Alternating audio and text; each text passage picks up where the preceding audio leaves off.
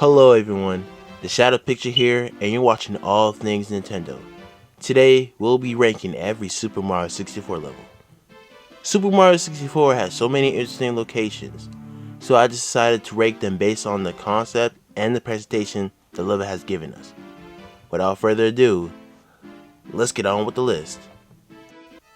Number 24, Rainbow Ride. This has to be the worst level in the game due to the placement of objects and the annoying obstacles, which makes it hard. It's basically random platforming objects in the sky with a bottomless void underneath. That's what I believe it is. The stars are obnoxious to collect, like tricky triangles, some are over the rainbow, and others I don't care about because this is Rainbow Ride we're talking about. Number 23, Tick-Tock Clock.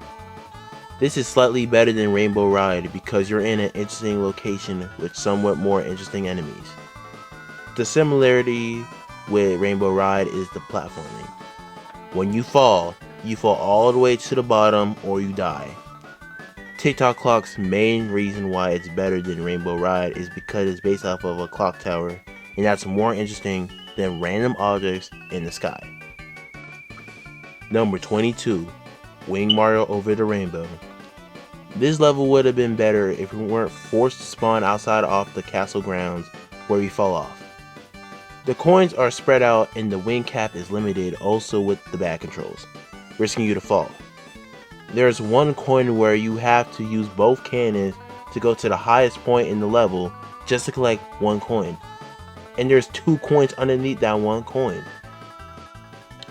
Number 21, Dire Dire Docks. The only positive thing about this level is the music, as it shares it with Jolly Roger Bay. Other than that, it has a few flaws. The location takes place mostly underwater, with the controls jacked. There are some corner turns which can suck the already bad camera controls in this game. And the poles are annoying because if you mess up your jump, you have to go back from the beginning. Number 20, Tower of the Wing Cap. This level has the same problems with Ring Mario Over the Rainbow, but here the coins are closer together, which makes the torture more non-existent. And this is the level where the player unlocks the red wing cap by pressing the switch. The coins are not hard to collect, but the controls makes the star harder than it needs to. Number 19, Snowman's Land. This level is inferior to Cuckoo Mountain with the freezing pool that drains your health even if you swim to get some, the annoying snowman that can blow you off the mountain, and the hat off your head which can make you lose more health if you don't find it, and the chill bully, even though that's not a problem. But this has some cool features that the other doesn't, like the igloo and the ice maze. Number 18, Vanish Cap Under the Moat. This level is better than Tower of the Wing Cap because it's easier to control, but it's still hard because of the obstacles. The first 4 coins are easy to miss unless you use your camera, and the obstacles can be a pain in the butt if you're going for the last 4 coins. The flipping platforms can cause cheap deaths because of how they're programmed for the time. Number 17, Big Boo's Haunt. This is based on the Boo houses in Super Mario World, but better because you know where to go. This is a really spooky level that's done right. But my biggest problem is the final stars. They can be time consuming or they're just annoying to collect. Like the star where you are invisible and race to a room in a certain time, or you have to ground pound on a big Boo and get a star on the roof. Number 16, Jolly Roger Bay. Like Dire Dire Docks, the best thing about this level is the music.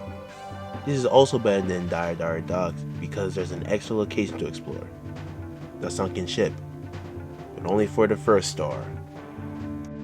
Number 15, Hazy Maze Cave. The layout looks cool. There are extra locations like the red coin area, the Dory pool, and an actual location that leads to another level. The worst part of this level is the Toxic Maze. It drains your health fast, and you'll die if you don't leave fast or collect coins. It's like my phone battery on a long school day. Number 14, Bowser in the Dark World. The first boss level. I like the atmosphere because it gives it a spooky vibe. But it's the worst boss level in the game because of the layout. The rare coins can suck, and when you fall, you rarely survive. And not one coin at the start, which can be a time waster. Number 13, Bowser in the Fire Sea. This is the second boss level in the game, and it's better than the Dark World because you can survive with the lava burn instead of falling to your death. Albeit you have up to 3 chances to live. The downside is the boss fight. I don't mind that Bowser tilts the arena after he jumps onto it, but the teleporting is another story. Number 12, Bowser in the Sky. This is the third and final boss level in the game, and it's better than the first two because it's in the sky and the boss fight is longer, having you to do 3 hits instead of 1. The worst thing about the level is the red coins because you can't even find some of them. Like a coin on a small ledge and a coin under the stairs that leads to Bowser. Number 11, Cool Cool Mountain. I personally like the music here, and I like the slide aspect here. The snow theme is where it's at, and the layout is on point. The level introduced the penguins to the Mario universe, and the stars are amazing in concept, like sliding down a slide, making a snowman, racing a penguin, and others. Except for the lost baby penguin, which is unnecessary in my opinion. Just in my opinion. Number 10, Whomp's Fortress.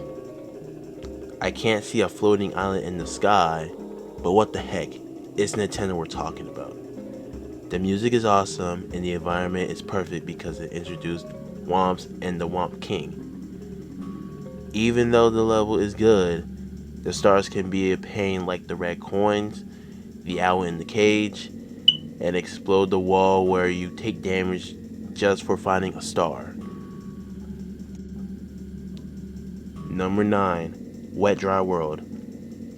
The idea of raising the water level is pretty interesting, and I wish it was a thing in real life so sea levels won't rise anymore. And there's an Alethis type location which makes it even cooler. Even some of the stars are cool, like the town, the elevator, and the secrets. Number 8, the Secret Slide. The fact that the shortest level is low on this list proves how good it is, but it's not saying much. You slide down and slide to get your star. Or if you want to be a daredevil, you can complete it under 21 seconds, which is harder. Number 7, Tiny Huge Island. This is somewhat more interesting than Wet Dry World because you can choose how big or small the level can get. It's based on Giant Land from Super Mario Bros. 3. There are also some negative between the sizes. The island can be big or small. The stars are ridiculous, like the piranha plants, racing the turtle again, and the red coins. Number 6, Cavern of the Metal Cap. This is better than Hazy Maze Cave because it has better music and you rarely die in the level. The only way to die is to swim towards the waterfall. This is the best cap-based level in the game and the second best water-based level in the game. Speaking of, number 5, the Secret Aquarium. This is my favorite secret star in the game because you can't die unless you're doing that on purpose. I like this level because it has the calmness of the area and the tinted windows. This is my favorite water-based level and my favorite secret level in the game for being so peaceful, especially sharing the music with Jolly Roger Bay and Dire Dire Docks. Number 4, Tall Tall Mountain. The level is basically traveling up the mountain while visiting interesting landmarks like the mushroom, the monkey, and especially the best slide in the game. While the level has some good parts, some stars are annoying like the red coins and the lonely mushroom, which can suck. Let's not forget that the monkey can also steal your hat, which can also drain your damage faster. Number 3. Shifting Sandland. This level has some of the best landmarks like the quicksand, tornadoes, and everyone's favorite, the pyramid. It even introduced IROC. My main gripe is the Condor because he takes Mario's hat and causing him to take more damage without it. Also, some stars like the red coins and the pyramid puzzle, because why not? Number 2. Lethal Lava Land. This level has lava that is not in Bowser's Castle for once. Plus, it introduced the bully enemy that became a staple. This level is better than Shifting Sandland because lava is cooler than sand. Also, you can go into the volcano. You can ride a Koopa shell on the lava floor, and there's no annoying bird that takes your hat. Sure, the lava can still kill you, but you have 3 hits unlike the quicksand, which can kill you instantly once you interact with it. Number 1. Bomb Bomb Battlefield. You know, it's funny that number 1 has the least positive to talk about. I mean, come on, it's the most iconic 3D Mario level ever. It's basically the 3D version of World 1-1. It introduced King Bomb Bomb. The stars are fun to collect, and it also have one of the best music in the game. These levels can range from iconically good to terribly bad, because some of them have some pretty terrible level design. Basically a 3D Super Mario Maker level tiers of awful. But this is the first 3D Mario game, so it's forgiven. Got nothing else for this video. If you don't want your hat to be stolen, like and subscribe, and I'll share more Nintendo content just like this. I'm the Shadow Picture, and I'll see you guys very soon. Later.